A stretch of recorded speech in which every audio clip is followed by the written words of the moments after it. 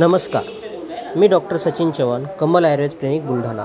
आज आपल्याला पावसाळ्यातील वाताचा त्रास जो होतो त्याबद्दल काही माहिती सांगणार आहे।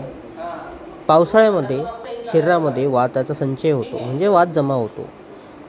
अशा वेळेला सांध्यांमध्ये जो जमा झालेला वात असतो त्यामुळे सांधे आखडणे, चालताना सांधे दुखणे, पायाला मुंग्या येणे, कमरेपासून टाचेपर्यंतची शीर दुखणे, ती शीर कडक होणे, अशा वेगवेगळ्या प्रकारचे वाताचे आजार जाणवतात।